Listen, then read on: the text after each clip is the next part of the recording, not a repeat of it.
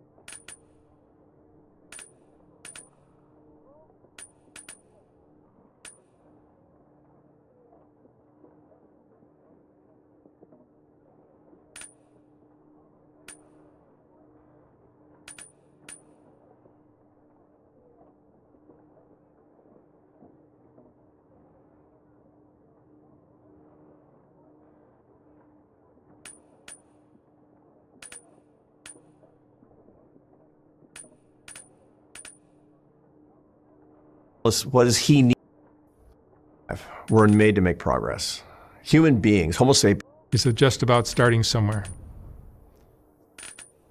I think a lot of what you and I do overlaps. Yeah, totally. Oh, yeah.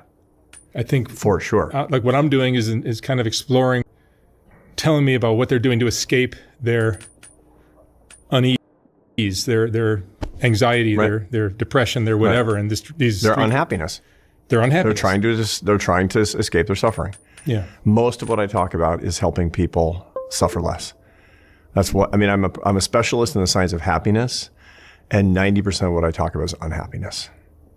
Nobody comes to me and says, "I'm super happy. How can I get happier?" People say, "No. I mean, that's like there's so much air around me. Tell me more about air." You know, my wife is a 9 out of 10 on happiness. She thinks it's weird that I study happiness. And people who come to me who are 3 on happiness, like me, which is why I study it. You're generally happy? Unhappy. You're generally unhappy? Yeah, sure. It's been a huge struggle for me. That's why I study it. That's all right. As a scientist, I've dedicated my work to the study of the thing I want the most. That's what I want. It's me-search, not research. This will be a very interesting conversation. Yeah. Because I think I've thought about this since I was a little kid. Yeah. Like, what's going to make me happy? Because you struggle too. I do, but then I don't, because I figured out super early, like before I was 12 years old, I figure out what I'm good at, figure out what I love, right? Do that with all of everything I've got, right? And that always makes me happy. You figured out Ikigai as a 12-year-old. I don't know, but I used to be a tennis player, and I'd lose in the tournament, and every single time I'd lose, I'd drive home going, thank God I'm good at something else. And that other thing that I was good at was art. Yeah. And that's what I've done ever since. No, that's great. I mean, you're actually able to do something that's incredibly interesting. And it makes me happier than anything else I've ever seen. Yeah. Not all the time, not every day. I mean, some days, like yesterday was an okay day, but every once in a while I look like a genius. I look like, wow, how did you do that? Yeah. When you put up one of the Whitakers. Yeah. James Sexton. Yeah, whatever. Feel like, how did Mark do that? Yeah, how did he do that? Well, he did it 11,000 times. That's right. That's exactly right. So you watch my channel. I do. That's crazy. I do. And every interview's like, so where'd you grow up? That's right. No, I mean, I roll my eyes at myself sometimes. Here I am. Starting at the beginning. Because you want people to tell you the story. Because these are human stories, which you document aesthetically, but also you're trying to fill out the aesthetics with the human experience. The mystery and the meaning of their lives actually comes through with their own personal narrative while you look at them in a complete way. You're trying to see the whole person. That's the magic of the show. Yeah, it's almost like I'm on all these blind dates. Mm-hmm. And here I am stuck in a room with this new person I've not met yet. Yeah. And I'm just like, where are you from? Yeah. How'd you grow up? Yeah. And then it all unfolds. Yeah.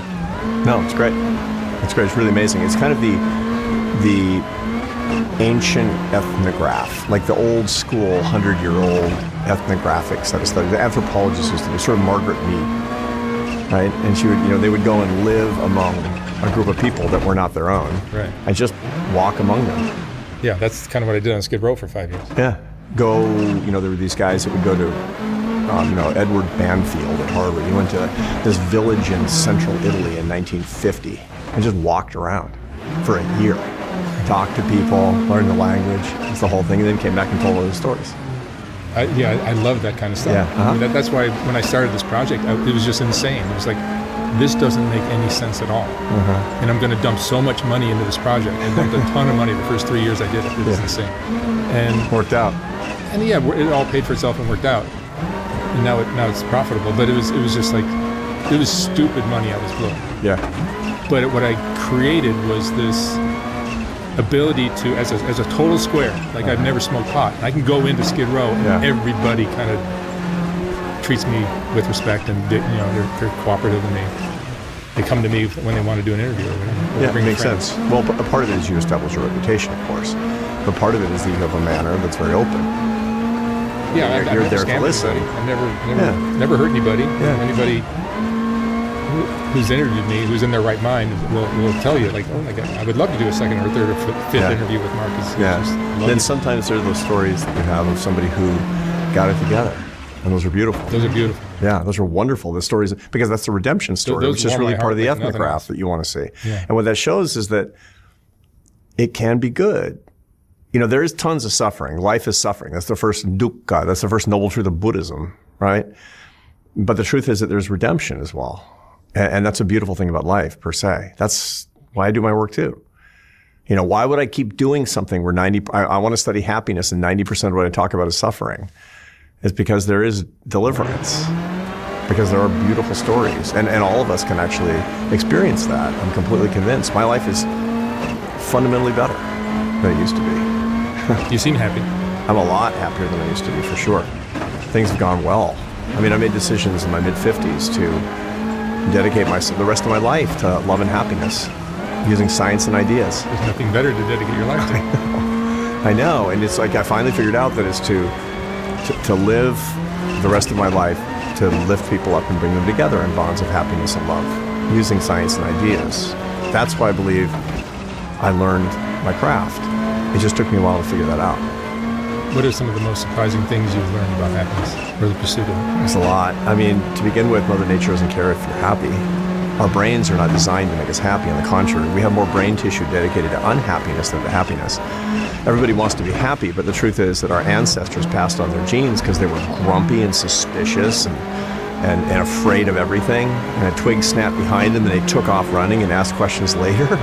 It's called negativity bias. I mean, our limbic systems are way more adroit at bad emotions than good emotions, the truth. And people think, you know, it's my birthright to be happy. No, it's not. It's your birthright to have the skills to stay alive, and that requires unhappiness more than happiness. That's a big one. Another one is that people think that their happiness is a feeling, and that's wrong. Happiness isn't a feeling any more than the smell of the turkey is your Thanksgiving dinner. It's evidence of happiness. It's something a lot more tangible than that, which means you got to stop trying to find feelings. You got to stop chasing feelings. Feelings are liars. The emotions are wrong a lot of the time. All they are is signals to you. I guess the biggest one is that we can be happy. That's the biggest myth of happiness, is that we can be happy. I mean, we can't. We can be happier than we were a day before, and we can be less unhappy than we were a day before or a year before. But we're not going to be cosmically happy because we have negative emotions to keep us alive and negative experiences because we're walking through the world dealing with other human beings. And understanding those three truths, at least those three truths, really helps a lot. Is the pursuit of happiness part of the problem? The pursuit is part of the problem, but it's also the solution, because the pursuit is everything. We're not made to arrive. We're made to make progress.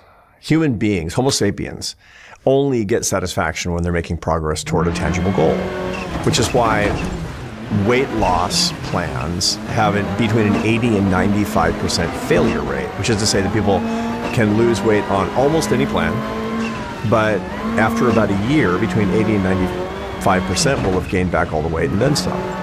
The reason is because when the scale goes down, you're like, it's totally worth not eating what I like. But when you get to your target weight, your reward is never getting to eat what you like ever again for the rest of your life. Congratulations. And that's life. That's how life works. We're not made to arrive. And when we think, it feels so good to make progress, I want to hit my goal, man, it's going to be awesome. Olympic athletes, they tend to have a clinical depression after winning a gold. The reason is because your limbic system, your brain, isn't designed to give you happy days for the rest of your life when you hit some sort of worldly goal. It's just not right. But we don't know that. Mother Nature lies. The thing I learned as a teenager, like if you're trying to be happy, like I've taken vacations in my life where I'm like, oh, let's take a vacation and go have some good time. I'm sometimes miserable on that vacation because I'd rather be back at work. Doing your thing. And what I learned as a teenager was that if you're pursuing that goal, you're just magically happy. You're content. You know, the great philosopher David Lee Roth, Van Halen, said once, I can be perfectly happy without smiling once. Yeah. And I think there's really something insightful about that. Because I can relate, because like I've been perfectly happy, and I'm not like happy and smiling and laughing. I'm just focused and pushing the boulder uphill. Yeah, that's interestingly, you just made a reference to the myth of Sisyphus. which is this, Sisyphus is this in this Greek tragedy. He's like the gods, because of his bad actions, require that he push the boulder up the hill, and every day before he gets to the very top, it rolls back down again. And when Albert Camus, the great French Algerian philosopher, he wrote about that. It's like this exercise in futility, and life is so futile. The last line of that book is that we have to conclude that Sisyphus was happy because he had something to do. He was you. That's what you just said. That's the whole point. Did you have good parents? I had great parents. Yeah. Are they still alive? They just passed. My dad just passed away a few months ago, and my mom passed away like 5 years ago. Yeah. Good parents. They were married their whole lives. Were you excellent as a kid? Did you get good grades? No, I didn't get good grades. I was a CB student, but Lots I was of a friends. good kid. I never really got in trouble. Right. I wasn't one of these kids where they... Yeah. People who are very successful are funny because, I mean, you specialize in people who are very unhappy and down and out. I tend to specialize in people who are unbelievably successful and very unhappy. Ooh. That's what I specialize in. The unhappy striver. These are the people who call me. And these are... I've done it all. And I'm still miserable. Yeah. I mean, it's like I have everything and I feel nothing, that kind of thing. And they, very, very successful people, they, in worldly terms, money, power, fame, they tend to be all a little insane. And by that, I don't mean that they need to be put into an asylum. Not in a bad way. No. I'm insane. Yeah, no. I mean, the insanity is the systematic violation of a cost-benefit analysis, where you will impoverish your personal relationships in search of the world's applause. In some way. They do it again and again and again, and they all have the same kind of pathology that starts from childhood, where they're really good at something with their kids. Like they're good kids, or they're just really good at something. They make great athletes, or they get perfect grades. And they learn, because they only get attention and affection from adults when they do something, that love is earned. Yeah.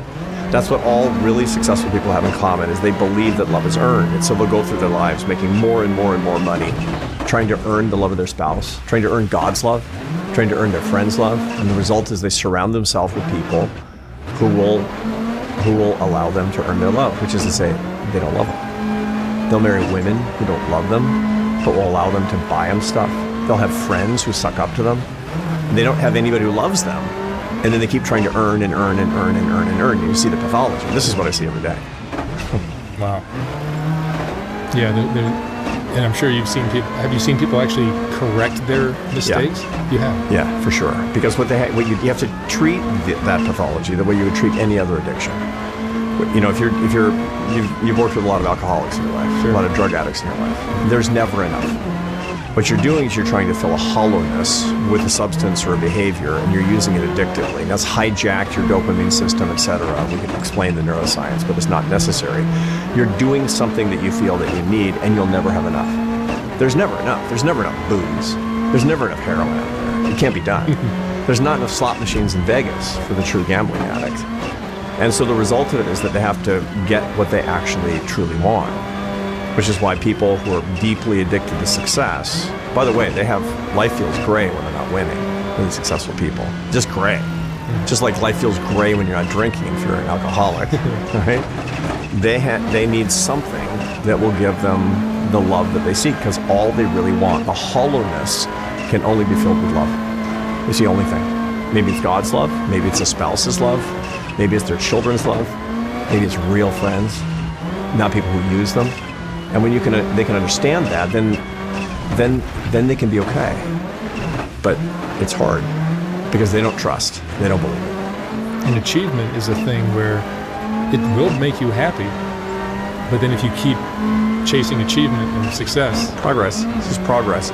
Progress toward a goal that you can never reach. This is the problem. And then you believe that you're earning, someone's love, which is the thing that you actually want. You want to feel that thing. You want to feel that thing. You don't quite feel that thing, and so you keep running. isn't it almost like you need to think so alternatively from the masses, the rest of the people around us, in order to figure out how to navigate your life to be Yeah, for sure. If you're an addict to anything, generally speaking, you need something that will truly disequilibrate you and your understanding of your own life. This is one of the reasons the 12-step programs are very good. is because they help you understand yourself in a completely different way. This is why religious conversion can be so incredibly effective for getting people's lives on track. But just another self-help book, that's not it. And it took me a long time to figure out why self-help is so popular and so ineffective. Because it's just an epiphany. It's not a change of life. So really, if you want to change your life, you got to do three things fundamentally. You have to understand yourself. And you know, for you, this is exposing people. Many people watch your show and say, I saw me. I saw a worse version of me. I saw a version of me 20 years into the future, right? People who love your show. I love your show because it's like, I see people, right? But you need to understand yourself. I try to do that through science, through neuroscience and behavioral science. You need to understand your brain. You have to understand. Second, you need to actually change your life. You have to live in a different way. You have to commit yourself to living in a different way. But there's a third step if you want change to be permanent, which is that you need to teach these things to other people. You won't be accountable to anything unless you share it, is what it comes down to. So it's understand, change, share. That's the algorithm of true behavioral change. That's how life change works, if it's gonna work. And reading a book on self-help that you got off Amazon, and you say, well, that's a good point. All that is just a flash of recognition. Yeah, I mean, this has been said a million times, but I think Mark Twain said something like, the best way to cheer yourself up is to cheer someone else up. Yeah, for sure. And it works like a freaking charm. Totally. If you want to learn French, I recommend that you teach somebody a little bit of rudimentary French. There's a lot, it's called, actually, in my world, in the social science world, it's called the plastic platypus method. Because in the teaching literature, they would have this, there was experiments with this little plastic platypus. It's a random thing. And they would make people learning a thing teach to the plastic platypus, and their brain, their episodic memory in the hippocampus actually retain the information more effectively. Yeah. And do you still make discoveries about your subject as you're working? Every day. So I write about 100,000 words a year because I write a book every couple of years and I have a column that's about 1,500 words a week. So it's just going and going and going and going. You teach at Harvard. Yeah. And then you're an author, you have books. Yeah, I have books that come out every couple of years. I have one that came out a week and a half ago about the meaning of life. Yeah, which is great. What is the meaning of life? It's called The Meaning of Your Life. And it talks about what's the meaning of meaning and then what actually blocks us from finding it. How does technology screw us up? Right. And then how do you have to live differently? And then how do you go teach it? Do you think all the things that are in our lives, these new things that are in our lives, like technology and cell phones and computers and DoorDash and all these things that are just making our lives simpler and easier and faster, are actually helping us become happier? Some are, but they're fundamentally not giving us what we truly need. So the way to understand the problem that we have with technology is that we have a hemispherically lateralized brain. That's just a fancy way of saying the right side and the left side do different things. The right side is all the mystery and meaning, all the why of life. Right? Those are the things that your subjects really want. That's the love. That's the deep meaning of life, is all in the right hemisphere of the brain. So if you can't quite articulate, the left side of the brain is all the how-to and what. All the stuff that you do every day, all the sort of the quotidian chores and, all the nonsense. It's how to get from Santa Monica to, Malibu. What's the traffic looking like? That's just left side of the brain. The right side is these complex issues that we really, really care about. The left side is hacks and technology and analysis, and that stuff's important. The problem is that we've been lied to fundamentally in our technologized, engineered society, that all of these right brain complex needs can be met with complicated left brain technology. So for example, social media, when it was first created in 2008, 2009, 2010, the promise was it was going to wipe out loneliness. Well, loneliness is a complex right brain phenomenon. The algorithms for Facebook are a left brain phenomenon. And anytime you take a left brain solution for a right brain problem, you're going to make it worse. So if you're lonely and you binge social media, you're going to get lonelier. That's the bottom line. Anything that you do, you go out into the world to get something to fill a hollowness of the love that you actually want, is going to make you worse off. And you've seen it 11,000 times? Yeah. Well, approximately? They're not always drug addicts. No, I get it. But I've interviewed more than my share. But a lot of problems. You've seen a lot of problems and people doing things that are very suboptimal to solve the problems that they actually have. Generally speaking, it's because of this mismatch that we see in technology. it's not just technology, it's just this engineered life of hustle and grind, and technology is part of it. They explain why people can't find the meaning of their lives. And that explains the depression and anxiety explosions that we've seen since 2008. What's the difference between like enjoyment and meaning, having a meaningful life, or having, there's different forms of happiness, right? Yeah. Well, happiness has 3 macronutrients. So you're a health guy like me, right? I mean, you're eating right, going to the gym, and that means that your macronutrients are on point. Because how old are you? 66 now. Man, if I had your hair, I could be president of the United States. And I'm 61, and I feel better than I was when I was 30. I drank too much, I didn't take care of myself. And now I'm taking care of my health a lot, and I have for quite a long time, for 30 years, as a matter of fact. And one of the things that I know is when I'm feeling out of sorts is because my macronutrient profile is really unbalanced because of my travel or whatever it happens to be. The same thing is true for happiness. When somebody comes to me and their happiness is upside down, it's not right, one of the first things I'm going to look at is I'm going to look at pathologies, like if they're addicted to something for sure, but I want to know about their macronutrient profile as well. The 3 macronutrients of happiness are enjoyment, satisfaction, and meaning. Those are the 3 macronutrients, and you have to be good at all 3 and know how to get them. Just like protein, carbohydrates, and fat. That's what it comes down to. So I have tests that I give people. I have diagnostic tests to see where they have a deficit. Strivers, really successful strivers, generally speaking, are very bad at enjoyment. They don't know how to enjoy their lives. Now, part of the problem is they don't know the difference between enjoyment and pleasure. Pleasure is a limbic phenomenon. It's a primordial phenomenon, just tapping parts of the brain like the ventral tegmental area, the ventral striatum. It just makes you go, but that you can get that from, somebody saying I love you or a bump of cocaine. I mean, either way, you're going to get that. And that's not enjoyment. Enjoyment is a conscious phenomenon that takes pleasure and adds people and memory. And when you take pleasure and add people and memory, then it can be managed. Pleasure can be managed, so it doesn't manage you. Addiction is all about your pleasure managing you, not vice versa, and where you can remember it and make it permanent. And that's what I need to work with these strivers, these supercharging strivers. And by the way, that's my problem too. That's my problem. And then I talk to people about satisfaction. Satisfaction is the joy of accomplishment with struggle. And struggle is as important as the accomplishment for getting satisfaction in life, as you well know. You told me about the early years of this thing, of this apostolate, this mission that you've got. It was struggle, right? I mean, you were pouring boatloads of money into it, and you didn't know if it would be successful. And that's part of the satisfaction that comes today, is having had that struggle. And then meaning, of course. This is what I study most, because that's the biggest crisis, especially for people under 35 today. Do people interpret negative emotions as just obstacles and setbacks, or are they actually just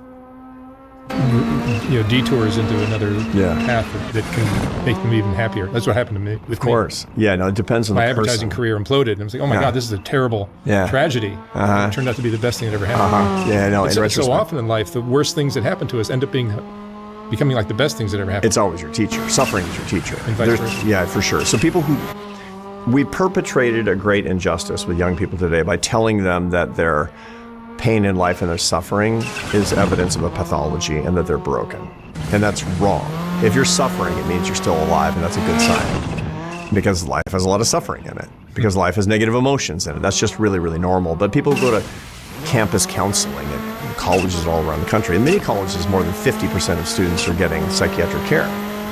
And you go and you say, I'm feeling sad and anxious. And they'll say, well, we got to fix that. I tell my students, look, you're studying at Harvard. If you're not sad and anxious, you need therapy, man. Because you're doing a hard thing and you're doing it on purpose. And it's going to be a struggle, and it's going to give you trouble. And it's good trouble is what it comes down to. The trouble is with all of this is that most people, they simply don't understand suffering. They don't understand that suffering is the path to the meaning of your life. Can someone live a meaningful life and still feel unhappy? Yeah, for sure. Yeah. Absolutely. As a matter of fact, happiness and unhappiness coexist in everybody's life. The problem is when you're trying to avoid your unhappiness, you inadvertently avoid your happiness because you won't get any meaning. Exactly this. I mean, there's nobody that I talk to who has a deeply meaningful life. And I ask them about the source of meaning in their life, and they talk about that week at the beach in Ibiza. No. They talk about, my mom got sick when I was a kid and she died. I started a business and went bankrupt. I got tossed out of school. My parents said, you can't come home. They tell me about really, really hard things that happened to them, really difficult, trying times. They never talk to me about the easy times when they're talking about the meaning of their life. So that what that means is we need to understand it. Now, suffering, there's a Buddhist formula for suffering. I'm not a Buddhist, but I've worked for the last 12 years with the Dalai Lama, and it's been very, very enriching and very helpful to me personally as a Catholic. And part of it is just because this different way of understanding the physics of life. And case in point, for the Buddhists, suffering equals pain multiplied by resistance to pain. And most people are trying to lower the pain, to lower their suffering. What they need to do is to lower the resistance to pain. Because pain is inevitable. It means your brain's working right. Resistance to pain is your choice in a lot of cases. And when people are in the zone, like the Dalai Lama himself, or people that are really good at life, my mother-in-law, when she was 93 years old and immobile in bed, her pain was unbelievably high, but her suffering was low. And the reason is because she was non-resistant to it. And that's the secret. Sometimes I feel like when I'm running or working out or even going through something in work or some uncomfortable situation, traveling or life, whatever, that I wish my tolerance for discomfort and pain was greater. Yeah. Well, and because that's the secret. If you can tolerate a lot of pain, you're going to be able to get to where you want to get while leaving everyone else behind. Yeah. No, and that's true in a lot of ways. And I know many people who are incredibly good at resisting physical pain to which they subject themselves, but complete snowflakes emotionally. and that's one of the things that I have to talk about with my, super high achieving, high striving, the young people in my life, is that they need to treat mental pain and romantic breakups like the gym, right? It's gonna make you stronger. You need to break down the muscle fibers such that you can have muscle protein synthesis, emotional muscle protein synthesis. You need to stop resisting that insofar as that will lower suffering while your pain is actually high, and you will come back better, is what it comes down to. And all of these things are the sort of the lessons of life. And when the people that you deal with or I deal with, that are anesthetizing themselves again and again and again and again and again, it's because they're working on the pain side, not the non-resistant side. And they've gotten so good at working on the pain side that they're in a real sort of emotional or mental cul-de-sac, and they don't know how to get out. That's what 12-step programs will do, is get you out of that and say, okay, time to suck it up, right? And sucking it up is not resistance. Wow. What daily habit has the highest return on happiness that people resist? Yeah, so there's an easy one, which is don't look at your phone for the first hour of the day. That's just a basic one. This is, good digital hygiene. We're not going to throw away our phones. There's not. I mean, you can't get into your bank account. I flew out here from Washington, D.C. My boarding pass was on that thing. Which you've been now. But I have a healthy relationship with my devices because I actually know how they interact with the brain. And I want the first hour of my day, I want to be in the right hemisphere of the brain, where the complex meaning and mystery are actually how I'm going to neurocognitively program my day. The best way to do that is to not spend time doing anything more. Okay, I'm going to check my messages to make sure nothing's blowing up, and then I'm going to put it away. And I'm not going to use that thing. I'm not going to do any scrolling for the first hour of the day. That's the easiest thing that people can actually do.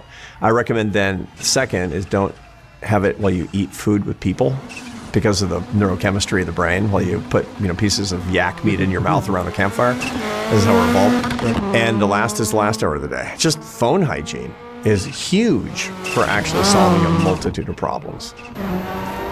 Yeah, I think I'd agree with all that. And going to the gym, like for me, I had a girlfriend who passed away, drug overdose, a year ago, and I was really, really down. You're still together when she passed away? Yeah, found her dead in the bathroom. Did she know that she was No, I didn't know she was using. Oh. Yeah, terrible. So I was really down and just struggling. And I found going to the gym 3 times a day, which is what I started doing, really helped me stay kind of, it would work for like 3-4 hours. Yeah. So what you've just said, and it really follows the science, is that working out hard, picking up heavy things and running around won't make you happier. It will make you a lot less unhappy. Yeah, that's so this mood management. So people who have an unusually high negative affect, either episodically or chronically, and I have chronically high negative affect. I have also very high positive affect, but also have way above average negative affect. So I'm at the 95th percentile in positive affect, which is the happy feelings. I'm at the 90th percentile in negative affect. That's my problem. And that means that I need to actually have serious science-backed techniques for managing my negative affect. The single worst ways to manage high negative affect, which virtually everybody who's on your show has, right, is drug and alcohol use. It's horrible for managing negative affect because all it does is it gives you more negative affect. The second worst way is unmanaged internet use, which people do to distract themselves from their feelings, or workaholism. Okay, what are the two best ways to do it? Picking up heavy things and religion. Are you religious? Yeah. I go to Mass every day. You do? Yeah. Every day? I'm a Catholic. I go to Mass. You grew up Catholic, right? Not really. I guess so. I mean if we were going to have done later, something, that's... Neither of my parents went to church. Yeah. Like my whole family kind of... Yeah. And you're from Chicago, so you're sort of ethnically Catholic in a way. Yeah, exactly. That's what I am. But Yeah. I never went to church one day in my life. Yeah. Now, I found in my 30s that something weird happened when I practiced my religion, which was that I was able to manage myself a whole lot better. And then, of course, I developed a much deeper metaphysical relationship. So this is not just some sort of happiness hack. I mean, it has deep transcendent benefits to me as well beyond happiness. But yeah, no, I go to Mass every day. Yeah, which is weird for a scientist. Yeah, I know, but that probably... What are the effects that has on you? So it's very, very good for negative affect management. So your highs are super high and your lows are super low? So it's not that my lows are low, it's that my negatives are high too. My positives are high and my negatives are high. So the way to think about this in the world of affect is sort of your persistent mood. And you have four kinds of people. You have people who are above average positive emotionality, intensity of emotion, and below average negative. Those are the happy quarter of the population. They're called cheerleaders, right? There are some that are high and high. These are really high affect people. They make really good CEOs. They make really good entrepreneurs because they're just like into life. But life is hard because they've got, the devil in there all the time. That's me. Right? You've got people who are really high negative and really low positive. By the way, the high, these are called the mad scientists. The really high negative and low positive, high negative, low positive, these are poets. And their brains are super interesting, the way the poet's brain works.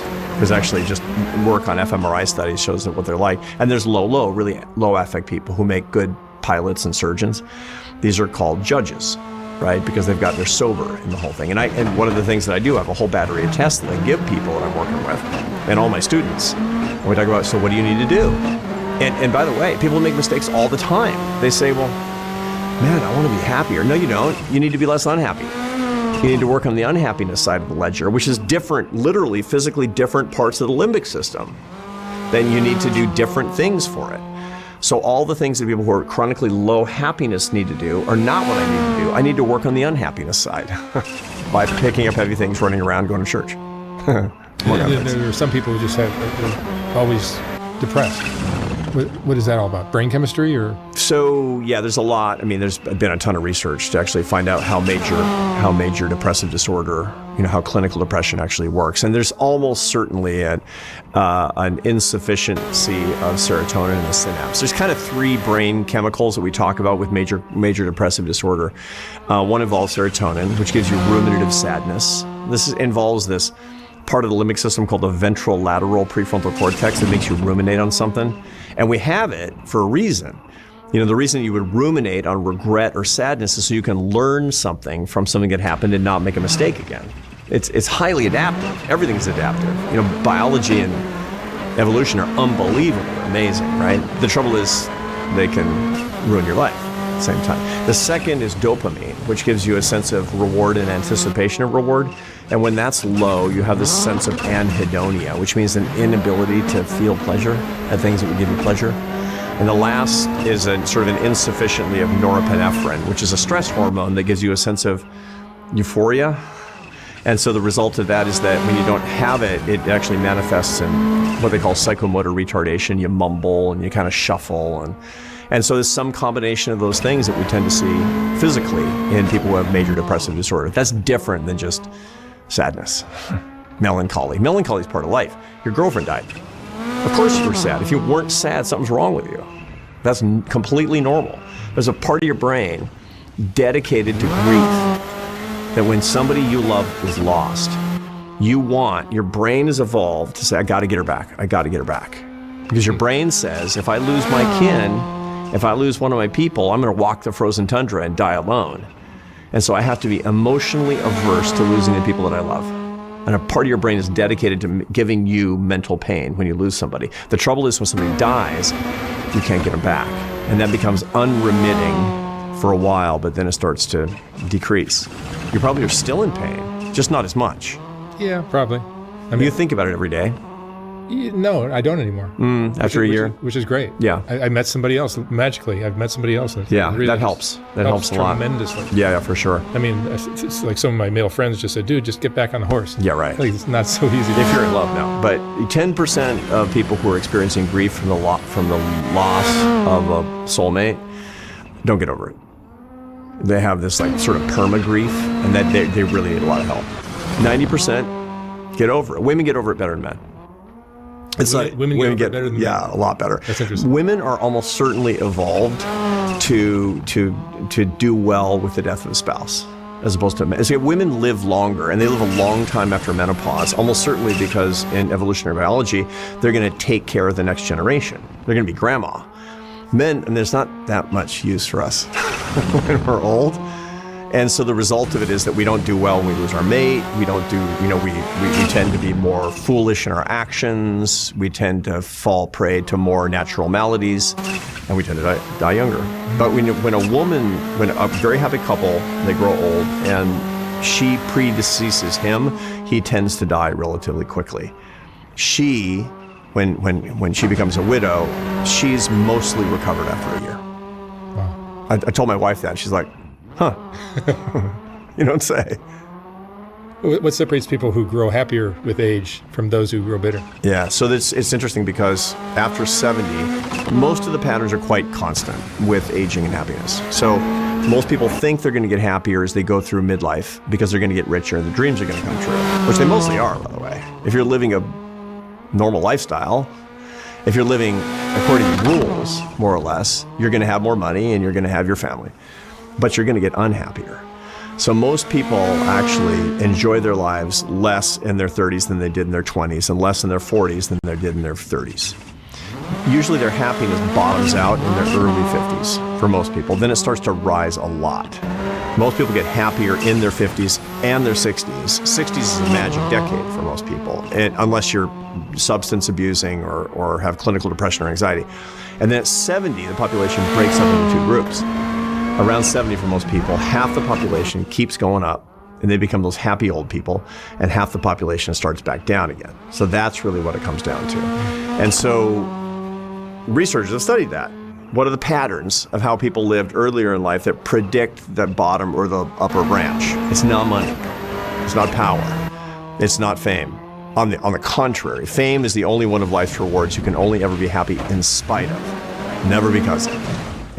Fame's a curse, because what it is you're trading in your love relationships for the admiration of strangers. It's a bad trade. Yeah, because you don't know who actually likes you. Oh yeah, well for sure. And also it's like, who cares?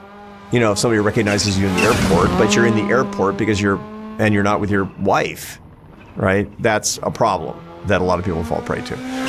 What really matters, there's like 7 things that will get you on that upper branch, that are most likely to get in the upper branch. This comes from a 85-year longitudinal study by my colleagues at Harvard.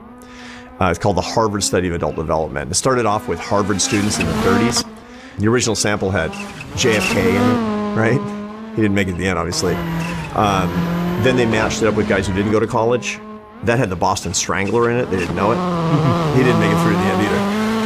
And then it had their spouses, and then it had their kids, and so it now is demographically pretty representative of the population. And what they find is that people who do 7 things in their 40s and 50s and 60s, they tend to be the happiest people in their 70s and 80s and 90s. Okay, 4 of them are obvious: smoking, drinking, diet, and exercise. Those things are pretty obvious. You can't eat like an 11-year-old when you're 70. You'll die, right? You have to exercise moderately, not like a maniac. Walking. That's the big one. Actually, ambulation is the natural human exercise. Staying active. But then the other two are smoking and drinking. And by drinking, they mean substances. Because when they started this subject, it's not like people were smoking a lot of weed, there was no meth on the street in those days. So smoking cigarettes and drinking alcohol. Yeah. And so it was smoking cigarettes and drinking alcohol. But what that basically means is, obviously, don't do something that introduces pathology into you. And, the thing about drinking is that, moderate drinking can bring a lot of happiness to people, but moderate drinking is usually less than you think it is. And it's a problem how much people actually drink, and people are kind of getting clued to that. So I got nothing against alcohol. I don't drink any alcohol because it's a big problem in my family. I drank a lot. I was a professional musician through my 20s. I drank a lot. But, you get a certain number of drinks in your life. You can take them all at once, or you can spread them out. I recommend spreading them out and drinking very moderately, if at all. But then the other three are the most interesting. The other three are the 7 patterns. One is lifelong learning. Reading, learning, like you're doing. You're a student. You're learning about people all day long. That's a huge source of happiness as you get older, because your brain, the hippocampus, stores episodic memories like the New York Public Library. Don't fill it with garbage. Don't put something stupid in there, because that volume is going to take up space. The next one is actually having a technique that makes you good at dealing with unhappiness. Because unhappiness is going to come to you, suffering is going to come to you, and you need it. Maybe you're good at therapy, maybe you're good at Vipassana meditation, maybe you're good at Catholicism. You got to have your thing that you're good at that helps you, and you got to practice it. It can't be something you come to episodically. And last but not least is most important of all, which is love. You got to have love relationships. You got to have love in your life, which means for the happiest people in the 70s, 80s, 90s, either a happy marriage or close friendships, and ideally both. But you can work with one or the other. How should someone prepare psychologically for losing status and relevance and all the things that come in? Yeah, I coach a lot of people on how to retire. And I've given it a little bit of thought myself, because at some point, we got to stop, right? And it's fun being the king of the mambo. You don't have to quit. I know, except that I'm not going to quit. I know, but sooner or later, something's going to happen. You're going to have to. You're going to get sick. You'll lose enough energy. You'll become less relevant for whatever reason. Mm-hmm. You don't have to retire, but life will retire you at some particular point. And that's really important to keep in mind. There's a CEO study looking at European CEOs, just because that's the researchers were using that database. And they found that when CEOs voluntarily stepped back from their job, they provoked a clinical depression. Probably because, and this is the hypothesis, serotonin levels in the synapse are higher when you're higher in a natural hierarchy. Jordan Peterson has done a lot of work on that and has written about that a lot. And so when you step back, even if it's of your own volition, your serotonin levels drop. They can drop by 1/3. And that will provoke, effectively, a clinical depression. So I've coached tons of people on how to retire, on how to step back, from their powerful jobs. A lot of them hate their jobs, but they're very, very afraid of how they're going to feel about themselves when they don't have those jobs. And so I have to help them build a life that's going to be really, really satisfying and give them all kinds of enjoyment, but that doesn't require that they be going into the corner office every day. How much of us are meant to work jobs that we love as opposed to jobs that you just described? Yeah. Well, for really, really successful people, it's jobs that they don't like, but that they love, all kind of wrapped up into one thing. Because the whole sense of self is homo economicus. It's just the very perfect striver. It's the success-addicted workaholic. And there's no difference between the working person and the person. That's a different problem. That's a huge pathology. That's an incredibly brittle identity, and that's gonna lead to a catastrophe in almost every case. But the truth is that I have met people in jobs that are dead-end jobs by all normal weights and measures. People who are doing things that's like, I would hate to do that, and they don't like those jobs, but they get a ton of satisfaction from them nonetheless, and it's because they dedicate themselves to serving other people. There's 2 things that predict that you're gonna like your work. Number 1, you feel like you're earning your success. Like your hard work and personal responsibility are being rewarded. And the second thing is that you're serving people who need you. That's your job, right, Mark? I mean, you're earning your success. I mean, it's hugely validating that you have, I don't know, 17 trillion YouTube subscribers or something like that. But no, lots and lots of people are watching. I just got to read the emails in the morning. Yeah, totally. I get these Absolutely. beautiful emails. Oh, yeah. Me too. It's unbelievable. 30, 40 a day. It's like, thank you. I read the book. It really helped me, right? It's unbelievable, right? No, it's like if you want to feel good, just look up your email. And then that you're serving people, that people actually need this thing that you're doing. You're meeting a need. And that's what I find with people who have even jobs that might seem pointless otherwise. I was doing some show with a live studio audience, and a guy asked, he said, I'm in a cube farm doing data entry. I don't know if it would matter if I didn't go in, right? What do I do so I can find some satisfaction?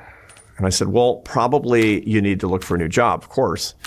But in the meantime, while that's impractical, go to the break room at 2 in the afternoon and make a fresh pot of coffee and bring it to the guy in the next cube and say, you look like you could use a fresh cup of coffee, and see what that actually does. The truth is, to be needed is the essence of dignity in life. I think about that with the people that you have interviewed. Somebody asked me at a college lecture one time, I said, the essence of generosity is not just being generous with other people, it's having the generosity to accept the service of others toward you. Because reciprocity is really how love is an exchange. Generosity will coagulate like blood if it doesn't circulate. And we know that. And that's really important. And a kid in that lecture, I thought it was a complete argument, but it wasn't. Because the kid said, he was in. He said, what about people who don't need anything from me? I said, name one. He said, a homeless person. We're filming this in Santa Monica, the homeless capital of the world. We were in New York City at that particular lecture. Lots of homeless people. And I was kind of stumped. I mean, what does he need from the homeless person that can give the dignity to the homeless person? So I went back and thought about it. And I came up with something, and I designed a little experiment, human experiment. N equals 1, so, And the next day, I was still in New York, and I, was going into a CVS or something, and a homeless guy outside said, "Can you give me something to eat?" I said, "Yeah." So I went in, I got something, a sandwich or something. I came back out and gave it to him, and I was planning this because I wanted to see. And he said, "Thanks." I said, "Sure, but can you do something for me?" He said, "What?" I said, "Would you please pray for me and my family?" Because you know what, Mark, I need that. I actually believe, my religion says that God hears the cries of the poor. Do I just not believe that? That's something you value. Is that just BS? Is that just like blah, blah, blah? I actually think I need that. He has something infinitely more valuable than a sandwich that he can give me. That's great. And he's like, yeah, man. Yeah. And he prayed for me. He prayed over me. He was raised in a religious family, obviously. And that's how it's supposed to work. That's the dignity of all work. That guy deserves dignity just as much as I deserve dignity for my job. Absolutely. Yeah. It made him happy. It made him happy for all the same reasons that my job, working on the science of human happiness, makes me happy, and then talking to people and bringing their stories to the world makes you happy. One of my favorite, it's like a quote or a joke that Tina Fey, I heard her say once that Mother Teresa never worries if her thighs touch. Yeah. Because she's busy helping people. She doesn't care what people think about how she looks. Yeah. No, that's right. That's right. And she's happier than anybody. Right? For sure. And when you are serving others, that's when you are in a truly transcendent state. So William James, the great father of modern psychology, as a matter of fact, he said that we're two people. We're the I self and the me self. The I self is looking out in the world. The me self is looking inward. Now, you got to have both. If you're driving your car, you got to see what everybody else is doing, but you got to be aware of what you're doing, right? Or you'll crash. Either way, you're going to crash. The trouble is that we're such narcissistic beings. Mother Nature has made us to be in the me self almost all the time. Me. It's so boring. Mark, it's boring. My job, my flight, my breakfast, my money, my television shows. Me. And the only way for you to transcend yourself, so you have a prayer of being happy, is to get into the I self. And that means either standing in awe of something greater than yourself, like beauty or God, or transcending yourself outward by serving somebody else, just serving somebody else. And that's the great secret. Mother Teresa was extremely depressed. And there was a book that was written that recorded her letters to her spiritual director after she died. She would not have put up with it, but it was published nonetheless. And it was a tale of clinical depression. It's called Come Be My Light. It's a beautiful book. She suffered and suffered and suffered. She didn't feel the presence of God for 50 years, but she felt the presence of love because she was doing God's work by serving other people away from her. That's transcendence. Did that help her, or? For sure. Oh, it did. Okay. For sure. She's suffering and suffering, but that's what she did to remedy her suffering, to meet her suffering. She met her suffering with service. I love people who they think for themselves and they figure out solutions to problems on their own. Yeah. They just experiment and think alternatively and do things to figure out the solution to the problem. No, that's great. I mean, that's a wonderful thing, is to not be told everything. That's the adventure of life, and that's a very important and adroit point that you're making. One of the great secrets to happiness is to reframe problems as puzzles. Another great thing to people, everybody watching this who's got kids, always make their problems into a puzzle, right? If they're having trouble with a kid at school, let's talk about this around the dinner table. Okay, you can do this. What if you did this? We did this, and we tried this, and making everything into a puzzle. That's super interesting and fun. And then you reframing, cognitive reframing is really important. It's the same thing you can do with anxiety by reframing it as excitement. You're nervous about something, actually excited. It's funny how when we look back at our lives, the times we almost seem to remember with fondness are those times that are the most struggle. Yeah, for sure. The most difficult. Of course, because that's when we actually learn about the meaning of our lives. And you feel alive. Yeah, completely. It's like my wife often talked about that when, early on when we first got married and we first immigrated to the United States in 1992. We got married in Barcelona. She's from Barcelona. I'm American, but I was living over there. In my 20s, I was playing in a symphony orchestra in those days. And we immigrated back to the United States together. We had no money, man. It was so brutal. And she was trying to get a minimum wage job, and somebody didn't speak English, and I was teaching music for just. I remember we were in this apartment, and we didn't have the money yet to get the lights on, and so we were lying in the dark on the first or second night or something on this mattress. Didn't have our sheets or anything like that. We had no light. We had no electricity, and we were happy. We were happy because we were together and we were doing it together. We were, it was beautiful. It was great. It was great. We still talk about that. That's great. Are we living in a uniquely unhappy time, or are we just more aware of it? No, this is, unfortunate. I would like to say that there's nothing new under the sun, and unhappiness is as old as forever, simply because the human brain, once again, is evolved for unhappiness more than it's evolved for happiness. But right now, we're passing through a period, at least since we've been able to keep data on happiness and unhappiness, that shows that we've had an unhappiness epidemic, but what we call a psychogenic epidemic. It's like COVID, but without biological origin, which is why I do my work. I want to get to the bottom of it. It's like this forensic social science to, figure out how technology and culture and all of this is working together to give us these pretty uniquely unhappy times, especially for people under 35. And what do you think the culprits are? Do you think it's something like the hormones in the meat, or the cell service, cell phones, or social media time, or whatever? There's so many things that possibly be chemical, but or is it just? I think it largely has to do with the fact that people can't find the meaning of their lives because their brains are broken. And the reason their brains are broken is because the highly engineered culture, the tip of the spear of which is the way that we misuse and overuse technology, has made us not use the right hemispheres of our brain. I mean, it's funny because we're so good at solving problems. And I'll give you an example of a problem that we solved leading to a happiness catastrophe. That's all part of this. We hate being bored. People hate being bored because it's boring. It's just not that fun. But for the longest time, suck it up, buttercup. You're going to be bored, right? It's not like it's not like, my great-grandfather, Leroy Brooks in Olathe, Kansas, his life was so interesting behind the mule. But I'll tell you one thing that he never said to his wife, my great-grandmother, Mary Ellen Brooks. He never came home and said, honey, I had a panic attack behind the mule today because his brain was working right. The problem is that we solved boredom. My colleague Dan Gilbert at Harvard does these boredom experiments where he brings people into the lab and they'll sit in a room with nothing to do for 15 minutes, nothing to do. And for 15 minutes, the only choice that they have is sit there or touch a button on a little key fob, and that will self-administer a painful electric shock. And he wants to know, pain or boredom, you choose. A quarter of the women shock themselves. 2/3 of the dudes shock themselves. All you need to know about men, right?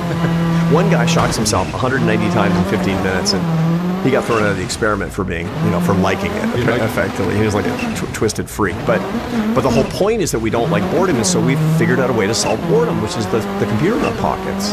And what that does is it keeps us in the wrong part of our brain, chronically in the wrong part of our brain, and little by little, we vacate the sense of the mystery and meaning of our lives. And that's the problem. Because we're just bad at using our brains correctly. Because we don't want to be bored for 1 second behind the traffic light or in the supermarket line. The average American checks her or his phone 205 times a day. And that keeps our brain working wrong, is what it comes down to. And that's just one example of that. The hustle and grind of an engineered culture does this in every single way. This is not the fault of the algorithm builders in Silicon Valley. On the contrary, they're just responding to the culture. Every wonderful advancement or every good thing that happens in our lives, I believe there's also a flip side of it that is negative. Of course. If you win the lottery, that seems great. But you're going to lose you're not going to lose your real friend. Your whole life will, It'll change because you didn't earn your success. Or classically, if I want to wipe out this back pain, I can take an opioid analgesic. That's a great. There's so many examples. That's how every bad story starts. So many examples of this, and it's like I rarely hear people talk about the negatives with all this wonderful advancement that's happened in our lives with technology and cell phones and chat, GPT, all these great things that happen. There are equal negatives with all of them that we never really talk about. Yeah, I think that in many cases we're in there's kind of a J curve where you invent something and then the net well-being goes down before it comes up. And we're in the bottom of that J when it comes to technology, or when it comes to screens and personal technology right now. And I think that's what actually explains the happiness depression. What belief about happiness did you personally have to unlearn? I personally had to unlearn the idea, it's sort of based on what we talked about a little bit earlier, that I could actually solve the problem and be happy. That was a big mistake that I made. I actually thought that if I cracked the code and lived in a particular way, I could be happy. Most young people think that, by the way. Most young people think, when I get older, I'm going to have it figured out, and then I'm going to be happy. Like really happy, right? And that's wrong. The whole point of getting older is recognizing that you want a full life. You want to be fully alive with all of the experiences. And so what we have to recognize, and the way to live right beyond that mistake, is to be able to say in the morning, not just, remember Norman Vincent Peale, The Power of Positive Thinking? And he'd say, first thing in the morning, you should say this psalm: this is the day that the Lord has made. I will rejoice and be glad in it. And be just like, it's going to be great. That's fine. But add one more thing, and I'm truly grateful for the problems I'm going to face this day, because those are the sources of my learning and growth. And that's the Zen master. And that's what I've learned. And that's the mistake that I've traditionally made and had to get beyond. And when I'm weak, I still feel great. Are you familiar with the personality, I don't know what to call it. Are you familiar with the Enneagram? Yeah. You are? Yeah, a little. I mean, that's not something I use in my own work. Yeah, but there's so many things that are like that. Yeah. It's fascinating. And I've seen people like Enneagram 7s who think that just traveling and having fun and partying all the time is going to make them happy. Yeah. And then there are people like Enneagram 4s who do the exact opposite. Yeah. They kind of enjoy being sad. Right. Yeah. So these are people who are differently weighted with respect to these three macronutrients: enjoyment, satisfaction, and meaning. And there's some people who are highly, highly, highly weighted toward enjoyment. There's some people who are highly weighted toward meaning. So poets are highly oriented toward meaning. Of course. And they have a lot of negative affect for sure, but they want deep feelings. They want the deep feelings because they're just like, they want to go, they want more mystery. They want more meaning in their lives, the way that it works out. People who are deeply addicted to success, they're satisfaction. It's all about the satisfaction, the joy of an accomplishment after struggle. And what I have to help people do is understand that they're super good at one macronutrient, but that does not make a complete meal. And they can be happier by focusing on the ones that they're not as attuned to.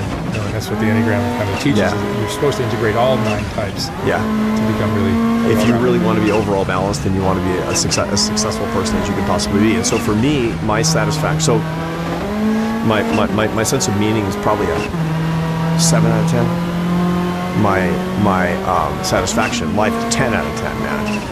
I'm a satisfaction virtuoso. That's great. Because, well, I mean, so are you. I mean, it's like, you know, it's like. I've never been happier. Yeah, but my enjoyment is 3 out of 10. My enjoyment is 3 out of 10. I just really struggle, and so I'm going to write a book called How to Enjoy Your Life because I want to figure it out. I don't enjoy my life very much, Mark. I'm just bad at it. Really? Yeah.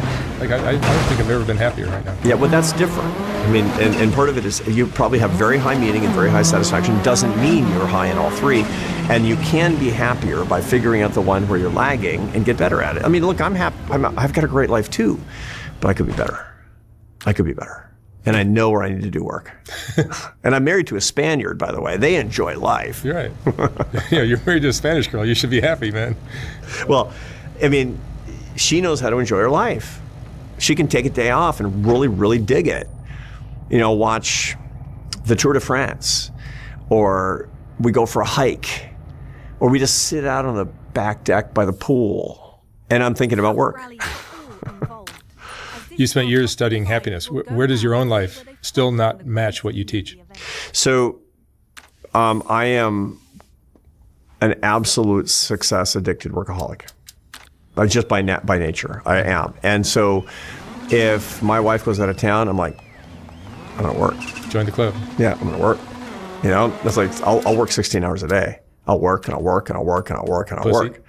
I know. 16 ain't shit. I know. That's just like, that's so lame. It's so funny, but and that's not the secret, because you need more balance. You actually need more balance. You need to be paying attention to the parts of life that you need to get better at, as opposed to doubling down on the things you're already pretty good at, which makes perfect sense, right? If you say, I'm getting a lot of protein, so to get healthier, I'm going to get 400 grams of protein a day. Then you're working at a very, very flat part of the curve. And so that's where I'm not living up to it. Are there people who have a hard time admitting that they're unhappy? For sure. There are a lot of people where it's really off brand. It just isn't something they're comfortable. Yeah, they're not comfortable with it at all. It makes them feel weak. Right. The truth is, however, that we all have unhappiness in our lives, and that's actually more interesting. So the Apostle Paul in the Christian Bible, he says, when I am weak, then I'm strong. He talks to his followers about the thorn in his flesh, and they all knew what it was.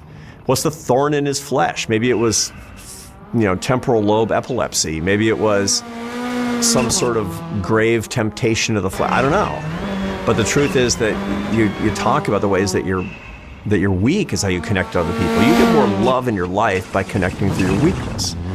If I say, hey, you can relate to me, I'm a professor at Harvard, that's laughably stupid. But if I say, I really struggle with happiness, and so do you, we understand each other. It's like, man, life is short, go deeper, go home. Everyone can relate. Yeah. Most people can. But a lot of people don't want to do that because it seems really vulnerable. That's a mistake. Being the ability to be vulnerable is such an important thing. Yeah. I mean, that's what my talks are. Like, I've had people come in here, sit in that chair, and they just can't be vulnerable. Yeah. I just came back from doing interviews in Appalachia where people have a real hard time being vulnerable and just being open. They're going to tell you a story, but it's just like, it just isn't. It's not real. It's not real. It's not real in its own way. I recognize that. And everybody struggles with that because they want to look better than they are. and they think that better than they are is some form of the strongest version of themselves that doesn't have any weaknesses. But there's nothing authentic about that. That just means the whole thing is unbelievable. And when somebody opens up Yeah. and makes himself vulnerable, man, Yeah.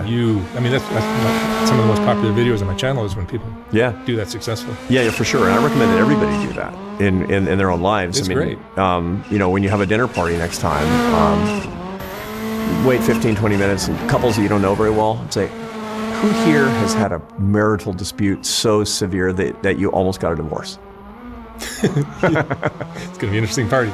I mean, I've seen that. I've seen that. My wife and I, we do that. We've moved 20 times or something, and every time we move, we're always the new people, and so we invite people over to our house and we go deep, like that. I mean, it's like Mr. and Mrs. Intense, but still. It's not for everybody. Yeah.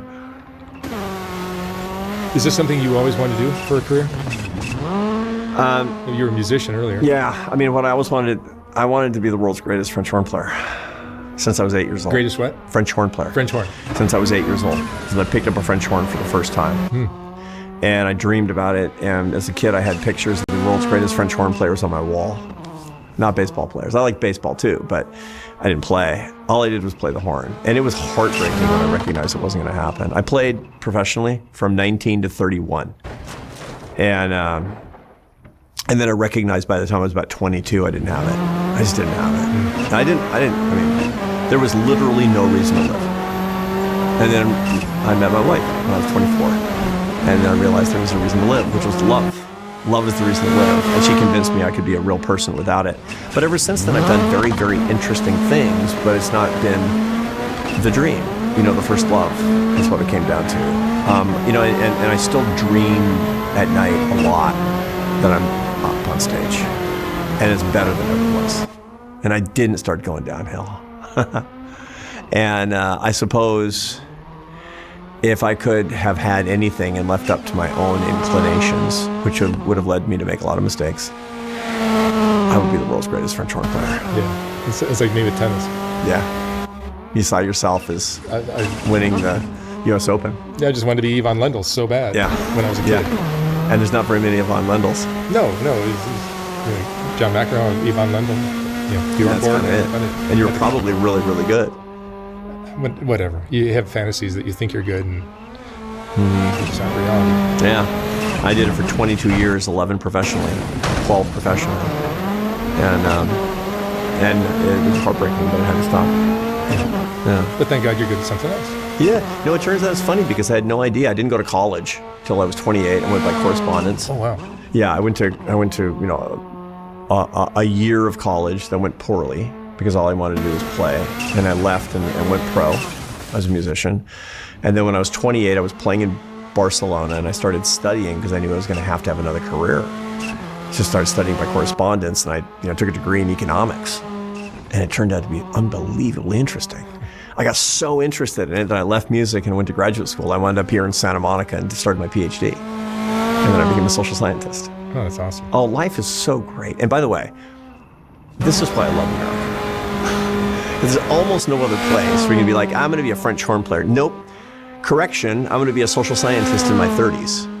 And then I did that for 10 years, and I quit, and I became a CEO for 11 years of a big think tank in Washington, D.C. And then I quit that, and I started a practice to study the science of happiness for the rest of my life at 55. That's great. Where else but America? Yeah, I started this at 59. It's unbelievable. It's the biggest success I've had. God bless this country. Yeah, no shit. And all the incredible opportunity we have. And that's one of the reasons that annoys me so much when people trash it. Well, I mean, we have some problems. Of course. But I love how we are so self-critical. Totally. I was self-critical and entrepreneurial. Yeah. The Lathos didn't actually, get on a boat because they wanted to find some place with a better system of forced income redistribution. No, they didn't. They didn't. They just wanted to get out of, some godforsaken little town where there was nothing to do. Yeah, World War II was like the whole Europe was imploding at the time. Yeah. We haven't talked about romantic relationships and how it impacts happiness. I've done a lot on that. That's the number one most popular topic I teach.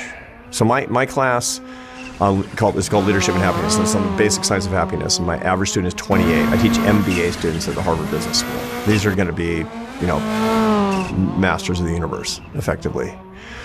But what they most want to know about is love. That's what they most want to know about, because that's the currency of happiness in life. Happiness is love. That's what it comes down to, and that's baffling. And so I'll make them take a little test. I say, okay, imagine yourself in 5 years. They're average 28. Imagine you're 33, and they're like, oh my God, I'm so old. It's like, okay, just wait.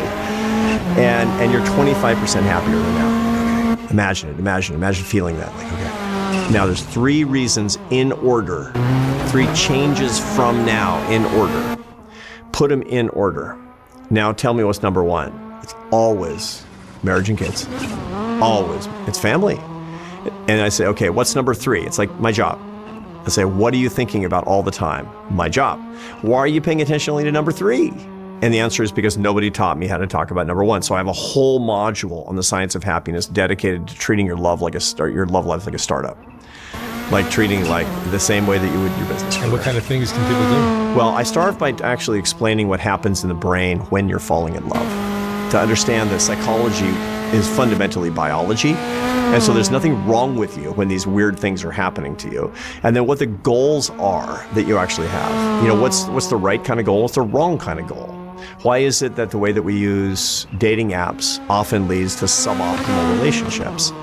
What should you actually do when you're in a relationship with somebody else to avoid the pitfalls? And so I look at the science behind it, and that's very, very useful and interesting. They'd keep me on that subject the whole semester, if they could. That's what they want. Because I've seen people who are perfectly happy, Yeah. and then they get into a relationship, and they get their hearts broken, and their world is like upside down. For a while, at least. Yeah, for a while, at least. And there's a reason for that. You know, we are made, human beings are built for pair bond mating. And we fall hard, man. And when things go sideways on a relationship, your brain chemistry is going to be real wonky for sure. And the reason for that is that we're built to bond to each other. You know, that's what every religion talks about, the concept of a couple being one flesh. It's really one brain. It's really one right hemisphere of the brain. The mystery and meaning melds itself. That's why almost every religion teaches that divine love, there's an antenna to God's love, which is your marriage.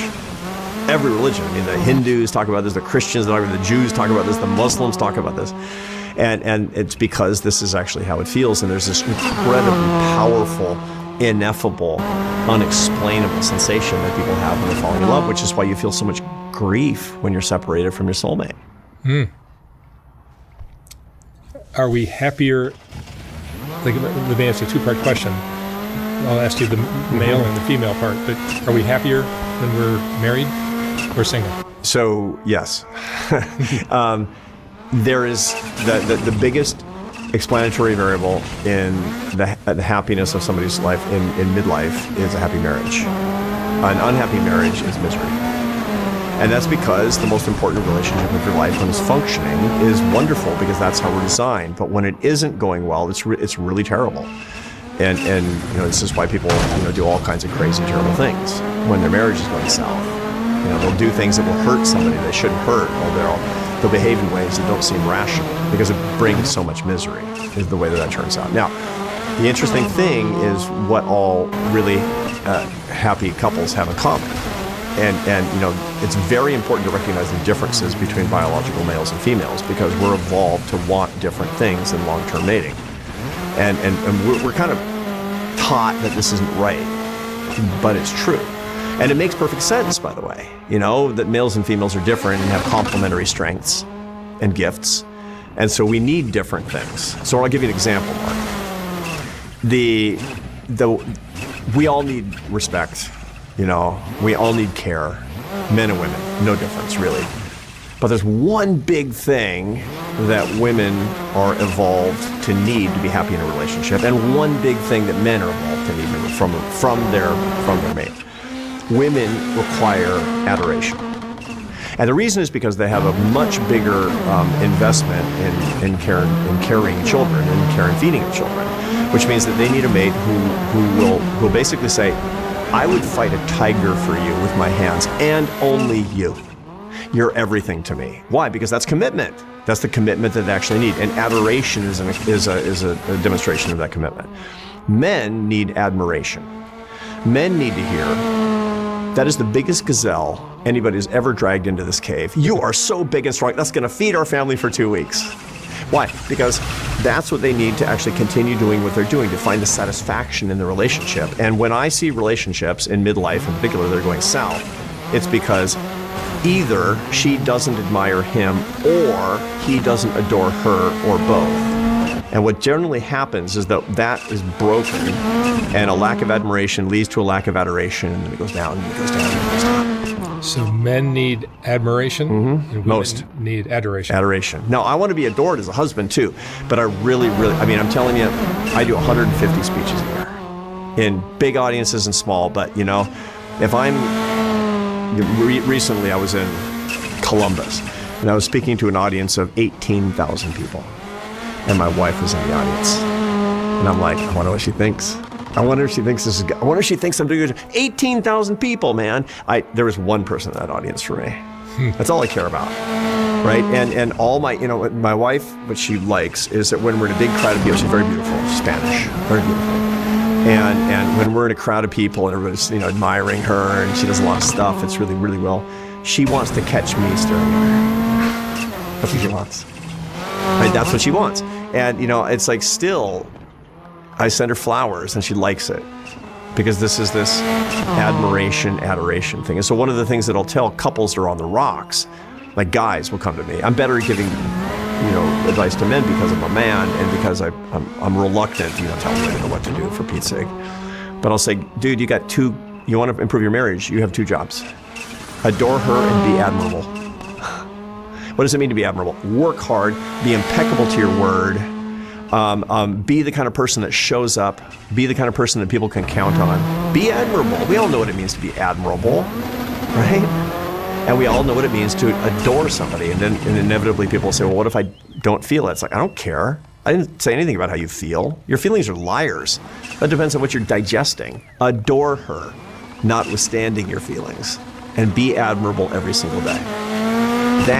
That is the best you can do as a husband. Can a relationship where one of those components is not firing it on all 12 cylinders be built and made stronger? Yeah, for sure. Absolutely. And the way that we do that is by actually working on that. And as a matter of fact, every relationship can be stronger by building on those principles. Other principles as well. I mean, again, there's table stakes like mutual respect. And if you don't have that, you're not even going to get to adoration and admiration. And so there's a lot of things that can go wrong, and there are a lot of other things that matter. This is not a sort of a comprehensive field theory about how to fix every relationship. And there's a lot of technique too. I mean, when my wife and I work with couples, as a matter of fact, one of the things that we'll say is that you can recharge the neurochemistry of your relationship by having more eye contact every time you talk. The reason is because of a neuropeptide in the brain called oxytocin that's excreted between people who are in love when they talk with actual eye contact. Couples, they forget to do that, especially men. Women have 3 times as much oxytocin as men do, circulating blood oxytocin. Is that right? And so, yeah. And so guys in a long-term couple, they'll talk to their wives and they're kind of doing other stuff and the whole thing. And I say, why are we kind of drifting apart? Okay, here's what you do. Every time you're talking to her, you're staring at her in the eyes, and she won't know why there's so much greater warmth that she's feeling. And it's because you've worked her brain chemistry the way it's supposed to work. Now, what she's supposed to do, she needs to touch you more. Non-sexual touch. Sexual touch is good too, but non-sexual touch. Like every time you're together, she's touching you on the arm. She's touching you, because that's going to make you excrete vasopressin, which is this neuropeptide that men have more than women. And when she touches you in this way, kind of holding on to you, hooking her arm inside yours when you're walking together, you're 7 feet tall. And that's what you need. So there are little things like that are science-based that really, really help a lot. And so it's not just one principle. But you can resurrect a fading relationship. Oh my gosh. I mean, there are certain relationships you can't resurrect. No, of course. Because of abuse or abandonment or infidelity. Although a lot of infidelity can be remedied too, it turns out. I strongly recommend against infidelity. Yeah. That's the way to do it. It's hard. I mean, it's hard for sure, because that's the antithesis of commitment. When men are unfaithful, emotionally unfaithful, that is to say they don't adore their wives. That's the breach. Interestingly, there's a guy named, have you interviewed David Buss at the University of Texas at Austin? He's fantastic. And he's done work on jealousy and what men and women are jealous about. women are completely jealous about emotional infidelity and men about physical infidelity. And so what will drive a man into a rage is the vision of his girlfriend sleeping with somebody else. What will drive a woman into a rage is the image of her boyfriend or husband saying, I love you, to another woman. And people don't understand this, and they get it wrong all the time. So one of the ways that infidelity can be remedied is the following. By the way, I'm not trying to give anybody coaching advice on how to get over it. Don't do it. The way to fix it is to not do it in the first place. But when a man says to his wife, typically, yeah, I slept with her, but had nothing to do with love at all. But I have needs, and we haven't slept together in a long time. I want it to be you, but it wasn't. She'll take him back. And if she's unfaithful and she says, I didn't want to sleep with him, that's gross. I only want to sleep with you. The only reason I did that is because you haven't told me you love me in a long time. He'll take her back.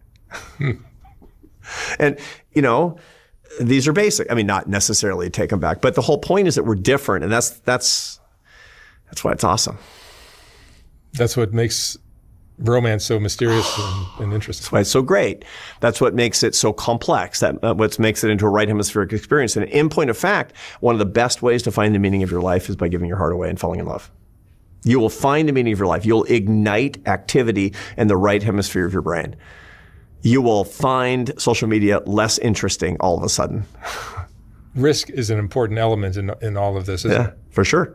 I mean, it's an entrepreneurial thing to do, is to put your heart at risk, is to give your heart away. A lot of people are so protected that they're just never going to feel anything. Yeah. Well, when you're trying to engineer life, that's a left hemispheric thing to do, is the engineering. And to say, I'm going to do it all in the apps, and I'm going to find a perfect match. By the way, compatibility is a problem. We're over compatible and we're identical in modern dating, which makes us not interesting to each other. Complementarity brings hotness, not compatibility, and certainly not sameness. You have to be compatible enough, but then you have to be really different. That's what brings hotness. And part of the reason for that is that Homo sapiens we can sense difference in our potential mates, which is why we don't want somebody from you grew up with. Certainly not a sibling. That's gross. And that's because, for example, the olfactory bulb in the brain is one of the ways that we smell.